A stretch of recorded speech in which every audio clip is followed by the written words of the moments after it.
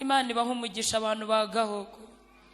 Nitwa Claudette Mukahirwa, ndi umukristo wo ku itorero rya Kacyiru muri paruwasi ya Kimihurura mu rurembo rw'umujyi wa Kigali. Ndi umugore, mfite umugabo umwe, ndi hano ku mpamvu z'ubutumwa bwiza bw'ubwami. Ndabashimira ko mwaduhamagaye kugira ngo tuze kuganira namwe ijambo ry'Imana. Bagiriyeho umugisha, mbahaye ikaze nanjye rero mu ijambo ry'Imana. Dusome ubutumwa bwiza uko bwanditswe na Luka ibice 23 umurongo wa 34 tugeze kuri 46. Umuntu wese ufite Bibiliya yihangane ayirambure dufatanye gusoma. Ni byiza cyane, ni byiza cyane kuko abahanga muri psychology bavuze ko ibintu umuntu abonye abifata 75%. Byagufasha rero kugira ikintu ufata ukagitwara kuko waje kuvoma. Amen. Ubutumwa bwiza uko bwanditswe na Luka ibice 23 umurongo wa 34 kugeza kuri 46. Dusome mu izina rya Yesu. Ravuze ngo Yesu aravuga ati, Data ubabarire kuko batazi icyo bakora. Bagabana imyenda ye barayifindira. Abantu barahagarara bareba. Abatware nabo barabakoba cyane bati, yakijije abandi, gaho nawe niyikize niba ari we Kristo watoranijwe n'Imana. Abasirikare nabo baramushinyagurira, bamwegereye bamuha inzoga isharira bati, niba uri umwami w'Abayuda ikize. Hejuru ye hari urwandiko rwanditswe ngo uyu ni umwami w'Abayuda. Umwe muri abo bagome babambwe aramutuka ati, si wowe Kristo? Ngaho ikize natwe dukize. Ariko wa kabiri aramusubiza amucyaha ati, no kubaha Imana ntuyubaha? Uri mu rubanza rumwe na rwe. Twebwe duhowe ukuri, tukaba twitubibanye n'ibyo twakoze, ariko uyu nta kibi yakoze. Nuko abwira Yesu ati, Mwami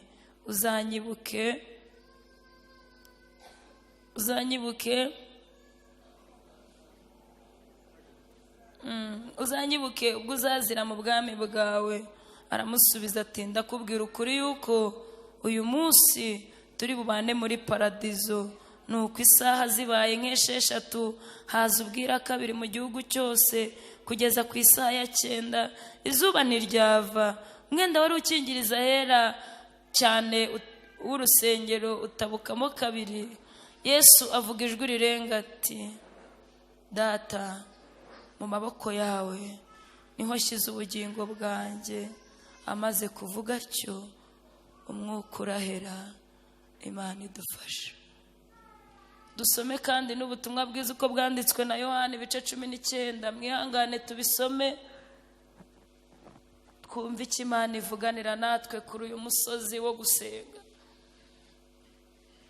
Ubutumwa bwiza uko bwanditswe na Yohana ibice 19 murongo wa 25 kugeza kuri 30. Ndabona mwahageze, muhabwa umugisha n'Imana. Haravuga ngo nyina wa Yesu na nyina wabo na Mariya muka Kiropa na Mariya Magadalena bari bahagaze ku musaraba wa Yesu. Nuko Yesu abonye nyina w'umwigisha yakundaga ahagaze bugufi, abwira nyina ati, mubyeyi nguyu umwana wawe. Maze abwira uwo mwigisha ati, nguyu nyoko. Uhereye uwo mwanya uwo mwigisha bajyaniwe. Hanyuma y'ibyo Yesu amenya yuko noneho byose birangiye, agira ngo ibyanditswe bisohore rwose. Niko kuvuga ati, mfite inyota. Hari hateretse ikibindi cyuzuye vino isharira. Nuko benda spongo yuzuye iyo vino isharira bayishyira ku rubingo barayimusomesha. Yesu amaze gusoma iyo vino aravuga ati birarangiye, acurika umutwe, umwuka urahera, umutima uraca. Imana idufashe. Mwihangane dusoma undi murongo umwe uri muri Matayo, ubutumwa bwiza uko bwanditswe na Matayo, ibice 27 murongo wa 46. Ubutumwa bwiza uko bwanditswe na Matayo, ibice 27 murongo wa 46. Haravuze ngo maze ku isaha ya 9 Yesu avuga ijwi rirenga ati Eli Eli lama sabakitani, bisobanura ngo Mana yanjye, Mana yanjye, ni iki kikundekesheje? Amen. Mwihangane duhaguruke turirimbe indirimbo ya 90, indirimbo zo gushimisha Imana. Abagihari mwihangane tuha, ariko kandi bwihishemo imbaraga zizamena ibituro. Abantu bazasohoka mu gituro, abantu bazumva impanda.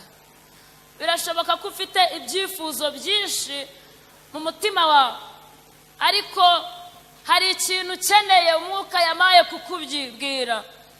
Ukeneye imbaraga zituruka igorogota, imbaraga zituma uririmba mu byago. Niko umuririmbyi yavuze, yaravuze ngo mwiyumanganye mu byago. Nta muntu ushobora kwiyumanganya mu byago ataragera igorogota. Igorogota gutera kuririmba, nta mpamvu zo kuririmba zihari. Abantu babyitegereza bakabona nta mpamvu zo kuririmba ufite, ariko ukaririmba. Bifurije umuntu wese waje gusenga, Imana imugeze munsi yawe, Imana imwinjize munsi y'umusaraba. Umuririmbyi mwaravuze ngo niho mvoma iteka. Haleluya. Reba ngo ntabwo nzava ahantu Yesu ari, yambereye ubuhungiro. Mwifurije mu byifuzo byinshi ufite, wongereho n'iki, ubwire Yesu mu mutima akujyana igorogota. Nta bapfakazi bahaba, igorogota nta mfubyi zihakubitirwa. Haleluya. Igorogota nta ngumba zibayo. Umuntu wese wageze igorogota araririmba. Niko umuririmbyi atubwira ngo yahambereye indirimbo atariyo twarepese. Haleluya. Yahambereye, Yesu yahambereye indirimbo ndirimba umwana adahari. Yahereye abapfakazi indirimbo baririmba umugabo yagiye, cyo bita urwishingikirizo kidajya. Yahereye ishike. Haleluya. Mu byifuzo byinshi ufite, wongereho n'icyo kujya munsi y'umusaraba. Reka mvuge imbaraga 7 Yesu yasize mu musaraba, zingana n'amagambo 7 yahavugiye, zihishe mu bumana bwinshi. Iyo umuntu abisobanukiwe yakira imbaraga zimubesha inaha, ariko akahaba atuyeyo. Abantu bavuga ngo batuye inaha ariko bakaba mu ijuru mu buryo bw'umwuka, n'abantu bageze igorogota ku musaraba. Imbaraga ya mbere ntabwo ndi butinde. Icya mbere twasomye ijambo rya mbere, yaravuze ngo data ubababarire kuko batazi icyo bakora, muri Luka 23 murongo wa 34. Burya impamvu twasomye biriya byose ni iryo jambo twashakaga. Irya kabiri yaravuze ngo ndakubwira ukuri yuko uyu munsi turi bubane muri paradisi. Ndaje umwuka ari ukuntu yabimaye nkubwira icyo bivuze ku buzima bwawe. Yesu ntago yabivuze yifotoza, afite icyo yabwiraga ubuzima bwawe. Ndumva nshaka guhanurira ubuzima bwawe. Haleluya. Riri muri Luka 23:43, abango ndakubwira ngo uyu munsi turabana muri paradisi. Irya gatatu yaravuze ngo mubyeyi ngo uyu mwana nawe mwigisha dore nyoko. Ndaje mbabwira icyo bivuze. Niba utaragera ku musaraba, ndagushishikariza cyane kujyayo. Ni ahantu heza, ni ahantu umuntu atura kajya yumva impumeko y'ubwami, batamuhanuriye, batamuririmbiye, akumva ijuru rivuganye nawe. Haleluya. Irya kane yaravuze ngo Eli Eli lama sabakitani, ngo bisobanura ngo Mana yanjye, Mana yanjye, ni iki kikundekesheje? Matayo 27:46. Irya gatanu yaravuze ngo mfite inyota, ndaje babwira inyota Kristo yagize na n'ubu aracyayifite ntago irashira. Irya gatandatu yaravuze ngo birarangiye, Yohana 19:30. Irya karindwi yaravuze ngo data, mu maboko yawe niho nshyize ubugingo bwawe, ndaje ngo ubwire icyo bivuze ku buzima bwawe. Aleluya. Umuntu wese wageze ku musaraba, iri jambo icyo rimubwiye, irya mbere yaravuze ngo data ubababarire kuko batazi icyo bakora. Umuntu wese wageze ku musaraba atunze imbabazi mu ntoki, azitunze mu mutima. Ababarira ubishaka, akababarira n'utabishaka. Hari n'imbaraga zikomeye niba utaratunga imbabazi zibabarira umwanzi wawe. Ni imbaraga zaho ugeze ujya ku musaraba, ariko abagezeyo bafite imbabazi zibabarira n'abatabishaka. Kwiriye kujya ku musaraba kugira ngo ubabarire umwanzi wawe ukuroga saa sita na nimugoroba. Biragusaba kugera ku musaraba kugira ngo ubabarire umuntu wakwiciye. Ntago wabishobozwa n'umubiri n'amaraso, biragusaba kujya munsi y'umusaraba ukavoma imbaraga z'imbabazi. Nicyo kintu Yesu yavuze bwa mbere, hihishemo imbaraga zo gutunga imbabazi. Mu buzima busanzwe intwari, umuntu wese w'intwari niwe utanga imbabazi. Harimo ibisobanuro bigera muri 6 byihishemo. Yesu icyambere yarageze ku musaraba agiye kugeragezwa ibyo yigishaga niba bisa nuko ateye. Impamvu uwo muntu akwanze akakugirira nabi, buri umuntu ntiyaguhemukira, ahubwo ubugeze mu gihe cyo kugeragezwa. Niba amakorasi tubyina mu rusengero asa n'ubuzima buba muri twebwe, babije kugerageza niba imbaraga z'ibyo tubwiriza haribwo buzima tubamo. Ukwiriye gutunga imbabazi. Yesu imbabazi yavugiye ku ntebe y'imbabazi ni nazo yari afite bamubamba. Ababarira bamutera amacumu, ababarira bamwambika amakamba, arababarira. Imbabazi ze zigera no kuwamuteraga icumu, ziramukiza. Imbabazi Yesu yari afite yicaye ku ntebe y'imbabazi ni nazo afite bamubamba. Niyo mpamvu yavuze ngo bababarire kuko batazi icyo bakora. Cya kabiri ku mbabazi, iyo umuntu ashoboye gutanga imbabazi, urwango ruba rutsinze, urukundo ruba rutsinze inzigo, abakoze igikorwa cy'ubutware. Buriya niba ugishobora kubabarira uri intwari kandi cyane. Ubwire umutima wawe ngo niba tudatunze kubabarira turi ibigwari, muganire n'umutima. Naratangaye, umuntu ashobora kwivuga ibigwi ariko umutima ubizi neza ko atari byo.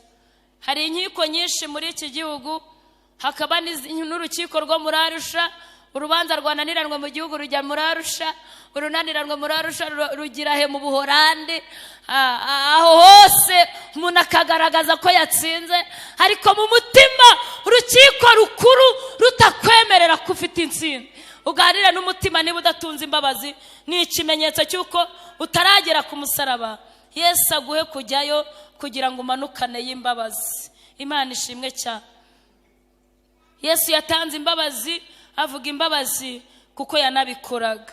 Icya kane, kubabarira umwanzi wawe ni igikorwa cy'ubutwari. Icya gatanu, Yesu yarashaka kuba icyitegererezo cyo kubabarira, kuko hari abandi bagabo bagiye bakoresha iryo jambo yakoresheje, nka Stefano bamutera amabuye yigiye kuri Yesu, yari yarageze ku musaraba. Haleluya.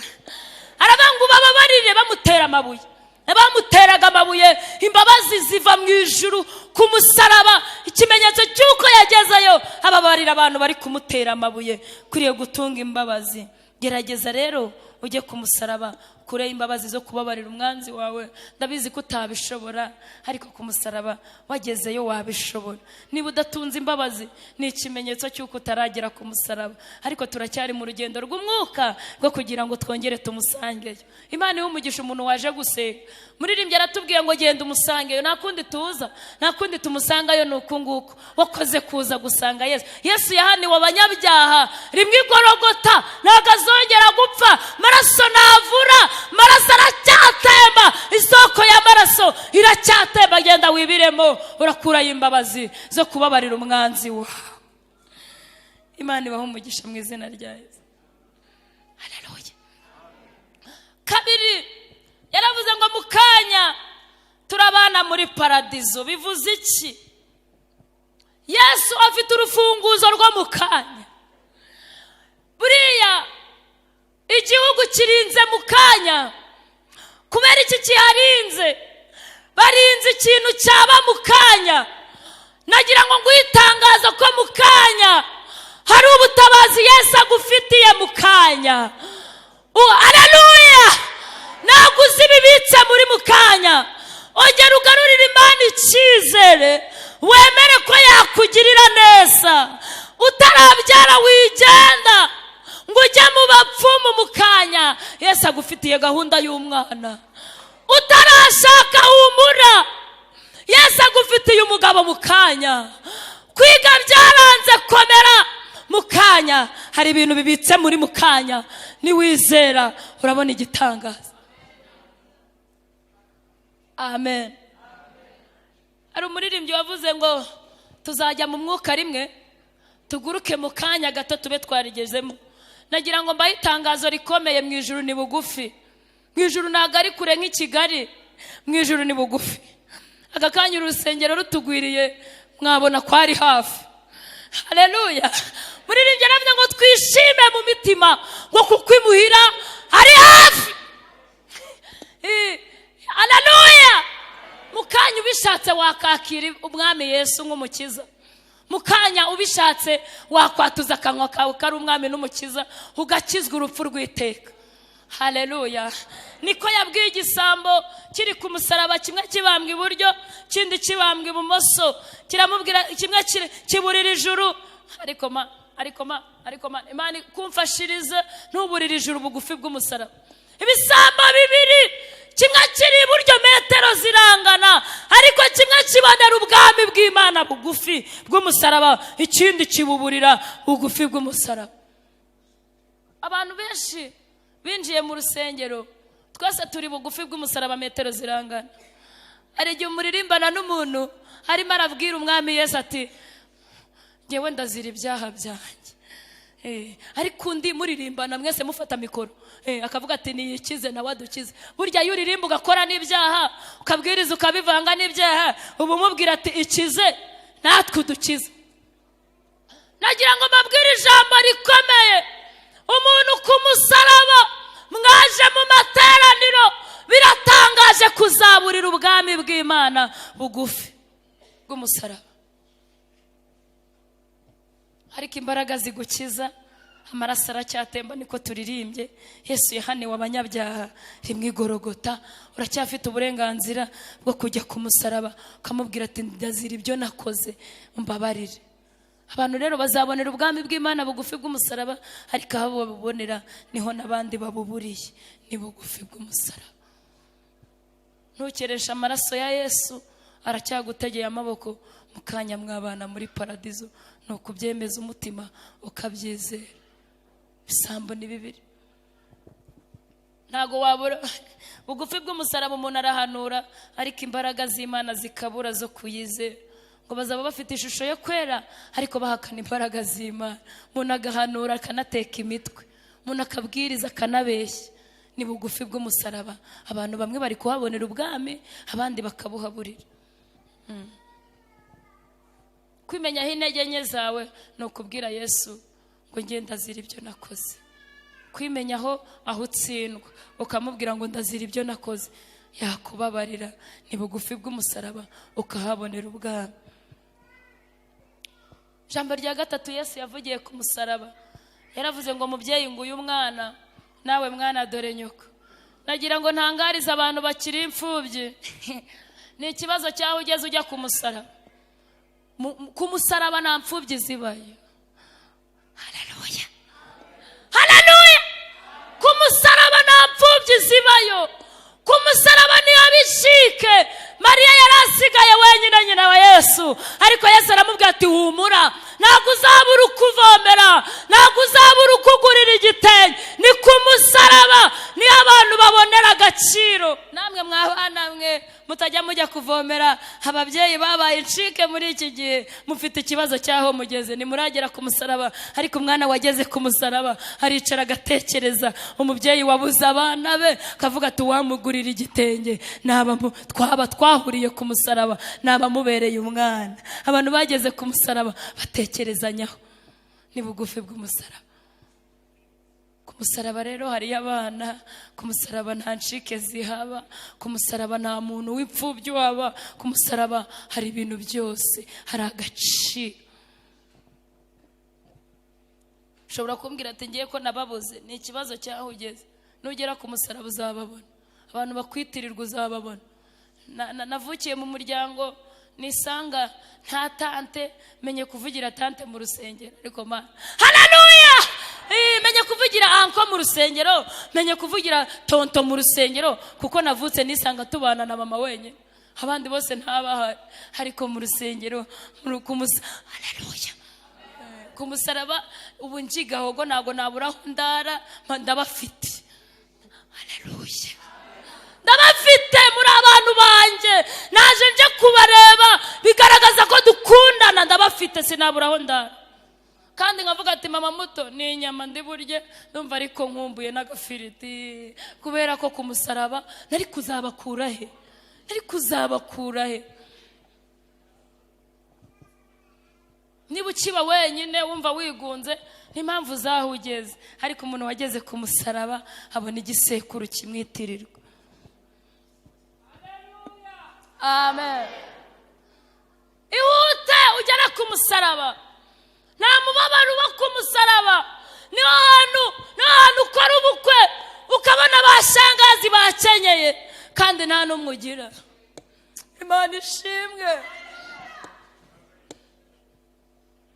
Ukabona shefu w'igikoni nimuziranye, mwahuriye ku musaraba. Ukabona ushinzwe sitoke, nkamushinze sitoke kuko ari umudiyakoni aho ngaho, ibibuze byose akabizana. Mwarahuriye ku musaraba honye. Baragaza umusaraba, agaciro k'itore. Uri umukene niba utaragera ku musaraba. Nakoze ubukwe, inama yose y'ubukwe bwanjye yaberaga ku rusengero. Nari mfite ba anko, abantu bavuga ati biko bitaboneka, nibiriye ko bitaboneka, nyine bahangayitse, bameze nabi. Nta n'umwe dufitanye isano y'amaraso y'inaha, bose twarahuriye ku musaraba, imbaraga z'umusaraba. Wikwigunga, Yesu yatanze umuryango. Wiba wenyine, wiba hanze, Yesu yatanze agaciro. Wiguma hanze, injira ku musaraba, uzahasanga abavandimwe. Ejo bundi hari umugabo nari ndi kwigisha i Nyarugenge, umugabo arambwira ati wambabariye, oya ahantu mvuka muharebye, arambwira ati wambabariye ukaba mushiki wanjye ko ngukunda. Iyo uvuga Yesu ndabikunda, ibyo bintu birandyohera. Wambabariye anyinginga, aranyinginga ngo mubere mushiki, nk'umupapa mukuru ushobora kuba ufite abakobwa bagiye gushaka, aranyinginga ngo mubere mushiki. Imbaraga z'umusaraba. Ku musaraba rero hariyo umuryango, nicyo Yesu yaravuze abwira Mariya ngo nguyu umwana, nawe mwana dore nyoko.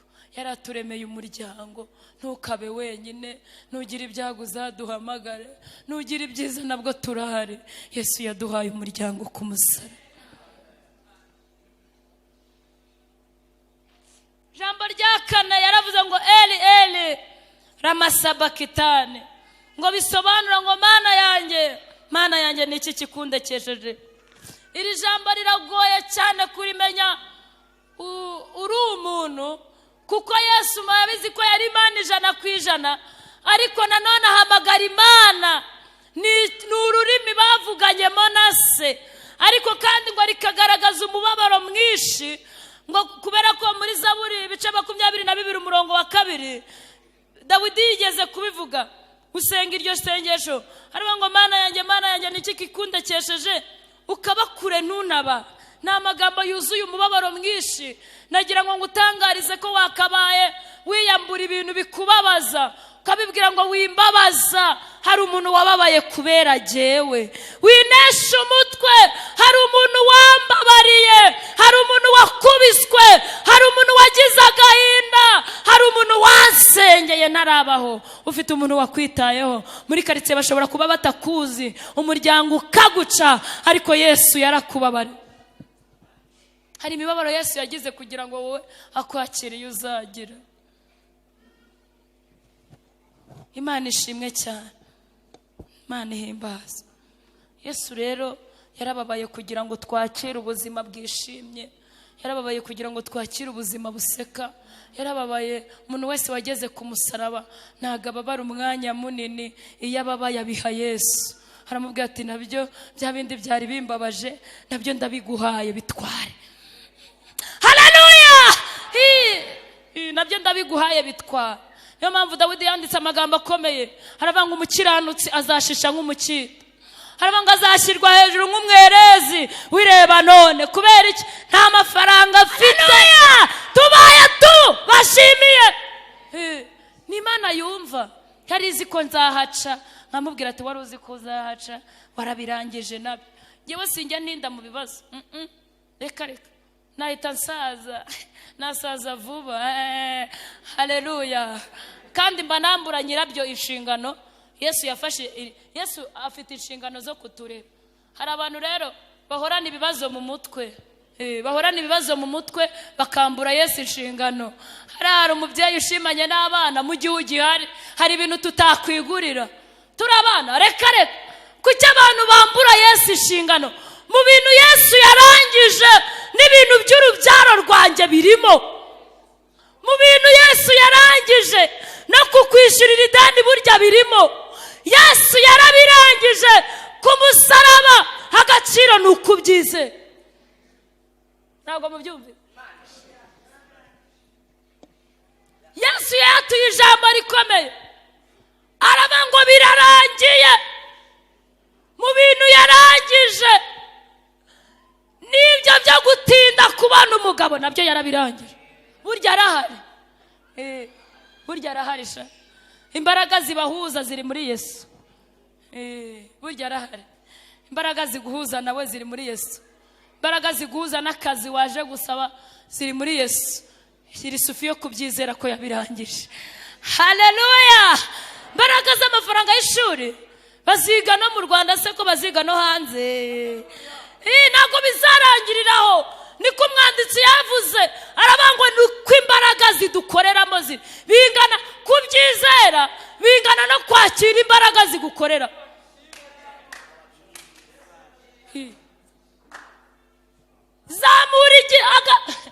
Zamura amavuta hejuru y'imbaraga za Kristo zigukoreramo, wakisesinga imigisha Imana igufitiye.